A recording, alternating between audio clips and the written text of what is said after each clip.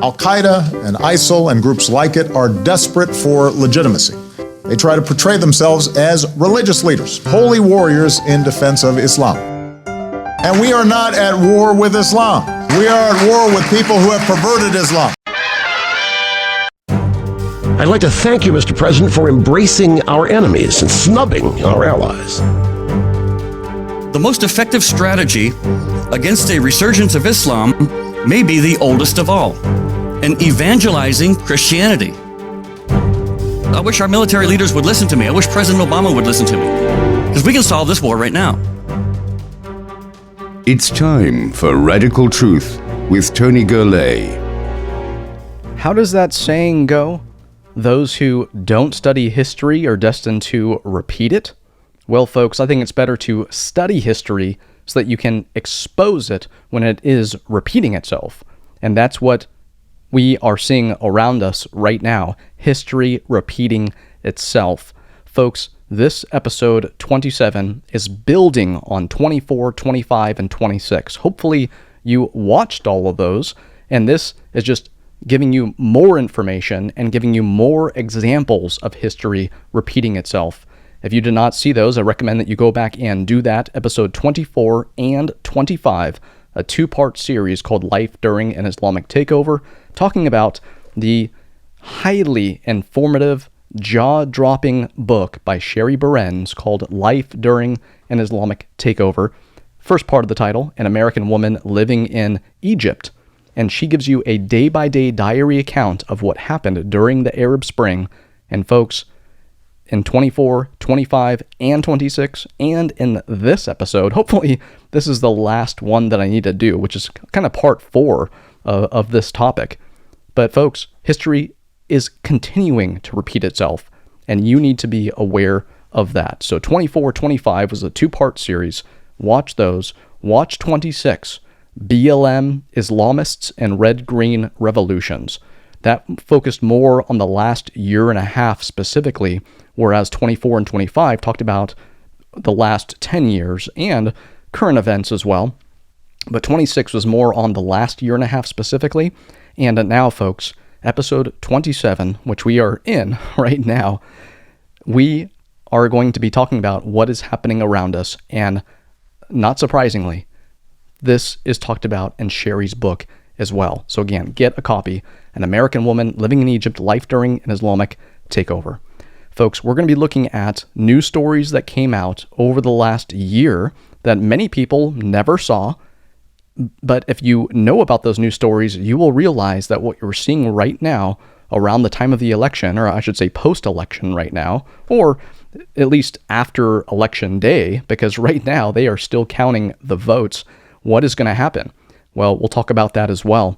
But folks, you need to know that what was happening right now has been happening, and you're going to see all of the news stories. So make sure, just like every other episode, you take the link, share it through email, if nothing else, because no surprise, people are getting shadow banned on social media. Feel free to share it there, but share it through email as well. Also, folks, great news. If you are a podcast listener, we are not just in Apple Podcasts now. We are, in addition to that, we are in Google Podcasts, we are in Spotify, we are in Stitcher. All of these platforms, folks, you can subscribe to the podcast. And again, all the videos are still on YouTube and BitChute as well. So we're going to be covering news stories, chronological order, making our way towards the present. And right in between that, I'm going to give you an account from Cheri's book. And then I want you to compare that to what is happening right now. And again, when I say right now, I'm talking about just days after the election when votes are still being counted. Maybe you watch this episode months from now, a year from now. Whenever you watch it, just think back to what was happening in those days after Election Day in 2020. I'm going to give you the names of these headlines. Using these terms, using these headline names in the search engine, will pull up the actual articles themselves. So let's go through them in chronological order. So here we go. June 2nd, 2020. Shocking evidence that indicates that somebody is trying to orchestrate an internal uprising inside the United States. Part of this article says, the protests against police brutality have been hijacked by sinister forces. and they are attempting to channel the outrage over George Floyd's death in a very violent direction. As you'll see below, law enforcement authorities all over the U.S. are telling us that they have identified a highly organized effort to orchestrate violence, and this appears to be happening on a nationwide basis. June 4th, 2020. And I might just stop saying the year, because again, unless it's something else, this is 2020. Islamic group says U.S. riots are an opportunity, quote unquote, for Muslims to seize global leadership and impose Sharia law. June 29th, 4 people charged with mail-in election fraud as Dems continue to push vote by mail. August 6th, anyone who really cares about free and fair elections see through this totalitarian push. August 6th as well, New Jersey, 2 of the 4 Democrats charged with mail-in voter fraud are Muslims. August 7th, nightmare, more than 200,000 Nevada ballots found to be undeliverable. Yes, folks, these are summertime stories that we need to combine with what's happening now. August 8th, more than 84,000 mail-in ballots disqualified in New York City primary. August 9th, shipments of 20,000 fake IDs from China seized by feds ahead of election. August 14th, USPS, United States Postal Service, warns 46 states it cannot guarantee mail-in ballots will arrive in time for election. August 15th, at least 846 dead people tried to vote in Michigan's August primary. 10,694 votes rejected. This is why Democrats want mail-in voting. August 20th, judge orders new election after rampant alleged mail-in voting fraud. Or alleged voting fraud, mail-in voting fraud. Exclusive. Eyewitness says as many as 20,000 unverified absentee ballots counted in Detroit primary. That was August 24th. Also August 24th. So inaccurate that we can't even attempt to make it right. Detroit absentee ballot nightmare. September 8th. Georgia Secretary of State. 58% of double voters in June primary were Democrats. September 8th. Truckloads of U.S. mail found dumped in California, so November's election will be totally fine. Moving on to September 24th, ballots in Pennsylvania were found in the trash. They were all votes for Trump. September 24th as well, Texas Attorney General Ken Paxton announces 134 felony voter fraud charges in connection with 2018 Dem primary. September 25th, California man finds thousands of unopened ballots in garbage dumpster. Workers quickly try to cover them up. County says returned ballots from 2018. September 27th, Democrat Colorado Secretary of State mails postcards to illegals and dead people urging them to vote. September 28th, Joe Biden's Texas political director Dallas Jones accused of illegal ballot harvesting. September 28th as well. Bombshell, James O'Keefe of Project Veritas exposes massive voter fraud in Minneapolis involving Somali Congress Muslim Ilhan Omar. And folks, this video and the part 2, which came out the next day, are available online. You see the undercover video of ballot fraud being exposed. The next day, this is the news headline. Project Veritas releases another Ilhan Omar video showing cash for votes harvesting scheme. That was September 29th. October 8th, this is in Texas. Mayoral candidate, so running for mayor, facing 109 felony charges for voter fraud is a Muslim. November 2nd, Biden's biggest fundraisers are tied to Islamic terrorists. Now, folks, all these news stories are out there. Again, most of these came from the summer of 2020. Have you seen those articles? Have you heard of those articles? If not, you may want to change where you look for your daily news, because they've been out there. And if you are aware of those articles, then what's happening right now should not be surprising. Now, folks, when we come back after the break, we're going to be talking about another part of Cheri's book. Again, An American Woman Living in Egypt, Life During an Islamic Takeover. You need to get a copy of it. Again, you can get the digital copy, I think, for like $10.99 on Amazon. As I said in episodes 24 and 25, this book needs to be number 1 on Amazon in so many categories. Folks, you can support Cheri and her work. And again, she's getting shadow banned and censored.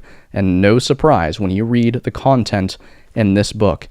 And I'm telling you, folks, this book exposes the game plan for every Western country. It's already happened. It's history repeating itself.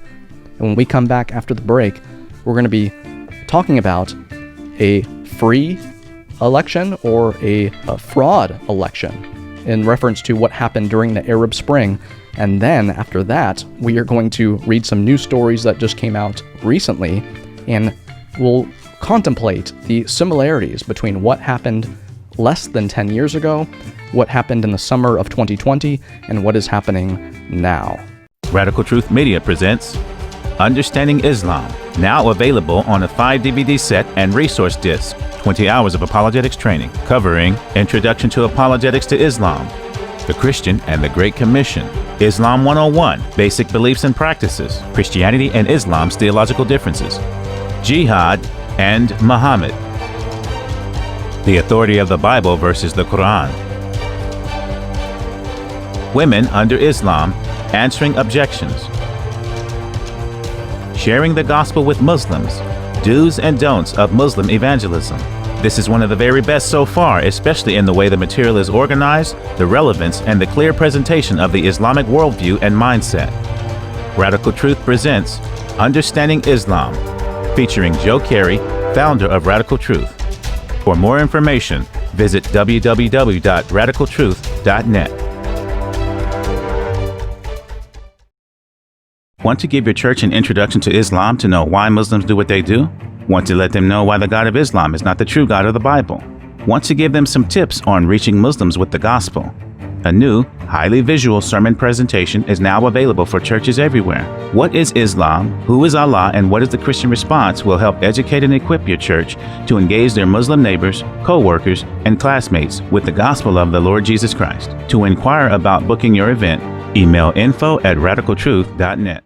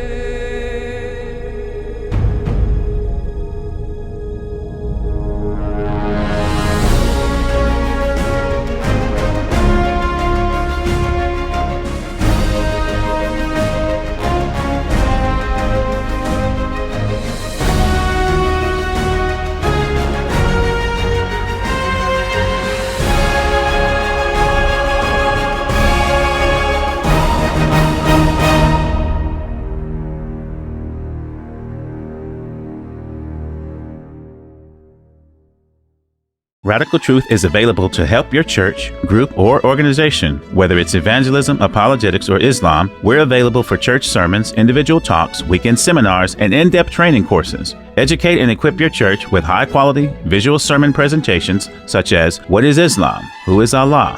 And What is the Christian Response? Or Islam and the Last Days. Want a crash course on evangelism tactics that will greatly boost people's confidence and enthusiasm to share the gospel with others? Simple steps to share the gospel will do just that. Want us to challenge your group first and then provide follow-up training? The Atheist Challenge and the Muslim Challenge are great ways to help them realize the benefit of apologetics. Last but not least, our 20-hour Apologetics to Islam training series will educate and equip your group to confidently engage Muslims with the gospel, defend the Christian faith, and answer your most common objections. Visit radicaltruth.net to inquire about booking your event. Again, that's radicaltruth.net. As a 501c3 Christian ministry, Radical Truth is dependent upon God to provide our monthly financial support, and He provides through people like you who realize the need for this vital work. Your regular prayers and monthly financial gifts allow us to continue our full-time effort to equip the body of Christ with the training necessary to effectively engage Muslims with the gospel of Jesus Christ. At Radical Truth, we proclaim the truth, share the gospel, and expose Islam. Please partner with us by visiting radicaltruth.net and making a tax-deductible donation. That's radicaltruth.net. See, 100 years ago, Samuel Zwemer, one of the early pioneers of missions to Muslims, made this observation. He said, when it comes to the Great Commission, one might get the idea that the church thought the Great Commission did not apply to the Muslim world. Samuel Zwemer made that statement in 1910. How much has changed in over 100 years? Not much.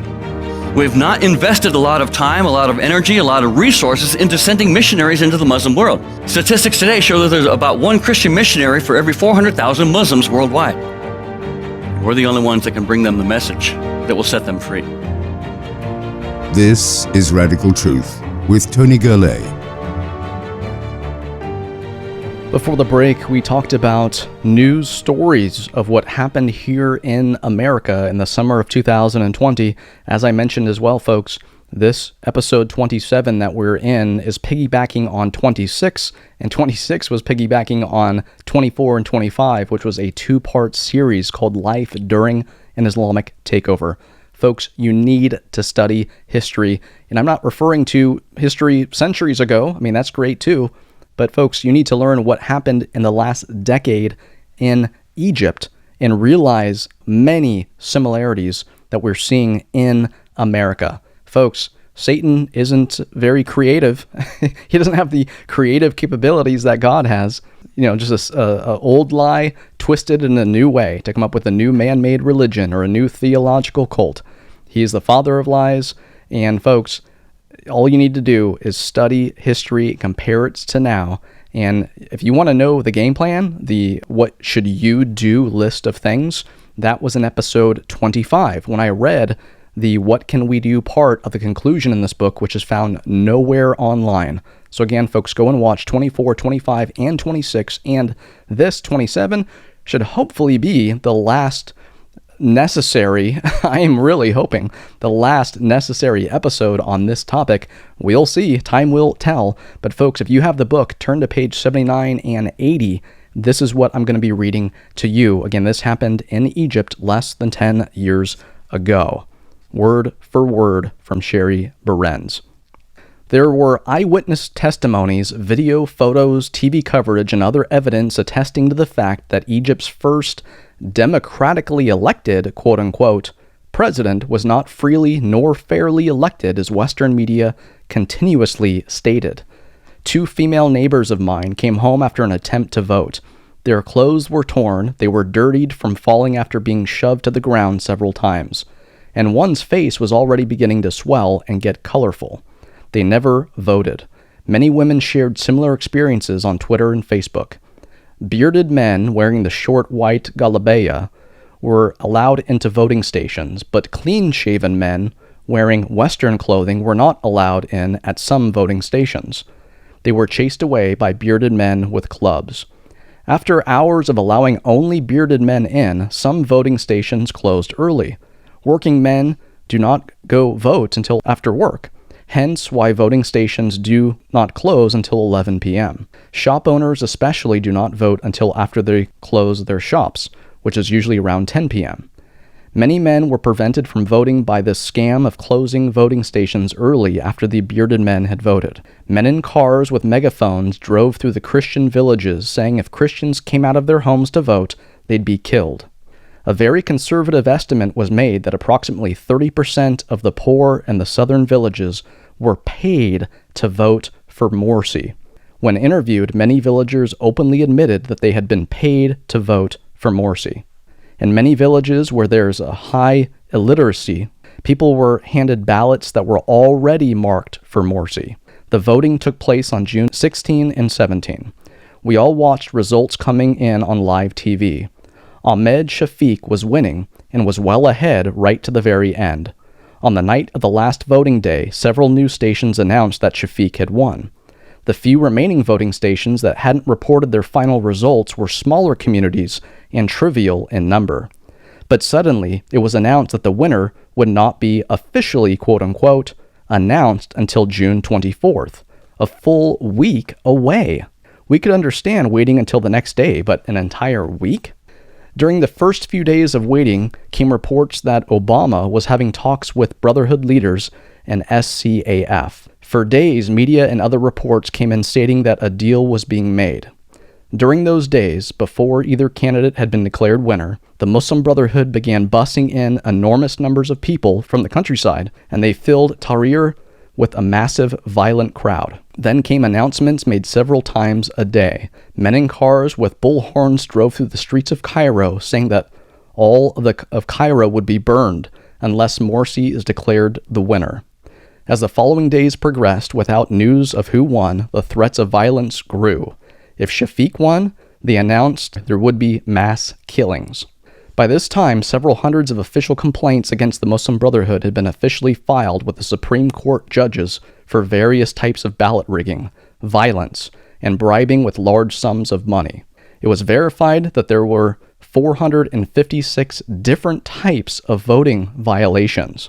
There was also sufficient evidence videotaped and photographed to call the election invalid. Bearded men continued to drive through the streets announcing, "There will be blood in the streets of Cairo," and "Cairo will be set afire." The bussed-in people from the countryside waited in Tahrir Square for days. They got louder and scarier by the hour because Brotherhood members were on stage giving speeches inciting violence. These speakers were waiting for the announcement that either Morsi had won or to give the order for the violence to begin. We all knew they'd start by destroying all businesses in the nearby streets of adjoining Tahrir. But we also knew that violence would break out everywhere. When it was finally announced on June 24th, after days of negotiations between the military and the Muslim Brotherhood, and allegedly Obama, it was announced that Mohammed Morsi won. But we all knew he hadn't. Folks, a page and a half of Cheri's, 250-page book. Get this book, folks. And we're going to continue on with post-election news stories here in America. And listen to these headlines, which again, you can find online. I'm just reading them word for word, no opinions, no commentary. Breaking. North Carolina officials will not announce results until November 12th. This will prevent Trump from reaching 270. The steal is on in Pennsylvania. Poll watchers denied access, illegal campaigning at polling locations. Pennsylvania update, 23,277 votes found in Philly, all of them go to Biden. I can't believe what I'm seeing. This is a coup. Registered Democrat and poll watcher details corruption at Philly vote counting center. Data error in Arizona reveals 86% of the vote counted, not 98%. Update. Secretary of State urges caution. It appears there was a major vote counting error in Arizona. Voter fraud in Michigan. Massive dump of over 200,000 ballots for Biden all of a sudden appear overnight. Update. Officials call it a typo. From Michigan, poll watcher on the scene. Republicans allegedly witnessed suspicious vehicles dropping off ballots. Update. Mistake points to data error. Very odd. Michigan found over 100,000 ballots and every single one had Joe Biden's name on it. More funny numbers. Michigan County Clerk admits skewed, quote-unquote, election numbers in very red county awarded to Biden. Watch. Volunteer in Michigan claims she found box full of 500 ballots from people not on voter rolls. Watch. Suitcases and coolers rolled into Detroit voting center at 4 a.m., brought into secure counting area. Video. Detroit election workers cheer as GOP election monitor and GOP lawyer are removed from TCF Center. Detroit ballot counters board up windows and block Republican poll watchers. 7 voters older than the oldest human being alive today voted in Michigan, including one man born in 1850.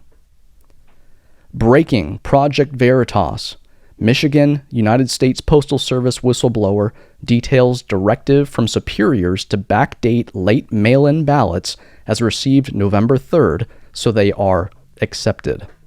And this is a video here as well. Wow, the steel is on. With last night's ballot dump, Wisconsin has 88% voter turnout or higher.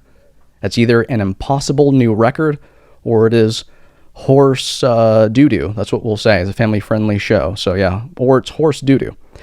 7 Milwaukee wards report more presidential votes than registered voters. Again, 7 Milwaukee wards report more presidential votes than registered voters. State voter turnout is nearly 90%, which is virtually impossible. What is going on? Minnesota and Wisconsin both had 89 to 90% turnout, something that is highly unlikely. Next one. Twitter bans account that shared video of man claiming to burn Trump ballots after it was shared by Eric Trump. And last but not least, folks, Biden has now received more votes for president than any other candidate in U.S. history. Now, the man who couldn't get 200 people at one of his rallies just got more votes than any presidential candidate in the history of the United States. That is what this news article is telling you, folks. Folks, this is what all people need to realize. And I said it in Lights Out When Islam Rules America, another presentation that you need to watch and share with other people as well. At the end of it, I said, when Obama was in office for 8 years, God allowed it or he caused it. If Trump's in office for 8 years, because God causes it or allows it. What do I mean? Folks, God is sovereign. That means that everything that happens in this world throughout all time, God allows it or causes it, one of the two. In Daniel 2:21, we read that God removes kings, it sets up kings. Sometimes God gives good authorities as a blessing, and sometimes God gives evil rulers, or he institutes evil rulers as a means of trial or judgment. But God is always in ultimate control because he is sovereign. And that's the case here too, folks. What will God allow or what will God cause to happen in the days ahead? And again, in hindsight, what did God allow or what did God cause to happen? Folks, the gospel is the solution to all the world's problems, and that's the thing that you need to be focused on now and in the days ahead. We'll talk with you next time on Radical Truth.